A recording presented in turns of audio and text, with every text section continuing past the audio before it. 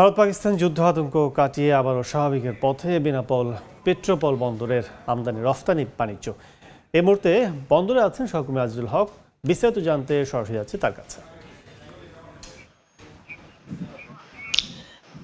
বেনাপোল স্থলবন্দর থেকে ভারতের কলকাতা শহরের দূরত্ব মাত্র 84 কিলোমিটার। যোগাযোগ ব্যবস্থা সহজ হয় এই বেনাপোল এবং ভারতের পেট্রোপল বন্দরের মধ্যে সবচেয়ে বেশি আমদানি এবং রপ্তানি বাণিজ্য সম্পাদন হয়ে থাকে। তবে সম্প্রতি ভারতের শাসিত কাশ্মীরের যে পেহেলগামে সন্ত্রাসী হামলায় 26 পর্যটক নিহতের ঘটনায় ভারত এবং পাকিস্তান যুদ্ধে জড়িয়ে পড়ে। এতে আমদানিকারকরা আতঙ্কগ্রস্ত হয়ে অনেকে কিন্তু এই বেনাপোল এবং পেট্রোপল বন্দর ব্যবহার করে যারা আমদানি রপ্তানি বাণিজ্য করতেন তারা অনেকে কিন্তু বন্ধ করে দেয়। তবে আমেরিকার মধ্যস্থতায় মাত্র দুদিনের মাথায় যুদ্ধ থেমে যাওয়ায় কিন্তু আবারও ব্যবসায়ীদের মধ্যে স্বস্তি ফিরে হয়েছে। অর্থাৎ বর্তমানে স্বাভাবিকভাবে ভারত এবং বাংলাদেশের মধ্যে যে আমদানি রপ্তানি বাণিজ্য সেটি সম্পাদন হচ্ছে।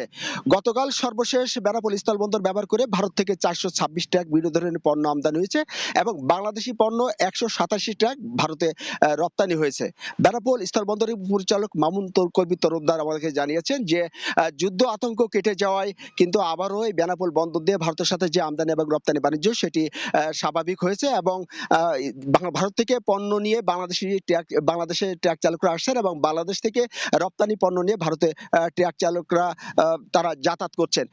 এদিকে সম্প্রতি অন্তর্বর্তীকালীন সরকার কর্তৃক জাতীয় রাজস্ব বোর্ড এনবিআর বাতিল করায় কিন্তু এ পথে যারা ব্যবসায়ী আছেন অর্থাৎ যারা কাস্টম কর্তৃপক্ষ আছেন তারা কিন্তু গত 3 দিন ধরে কিন্তু কর্মবিরতি পালন করছেন।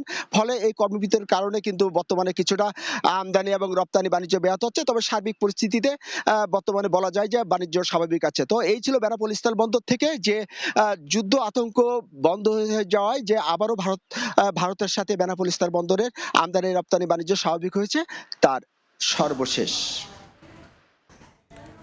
এতক্ষণ সরাসরি ছিলাম রপ্তানি আমদানি বাণিজ্য বিস্তারিত জানতে বেনাপোল স্থলবন্দরে।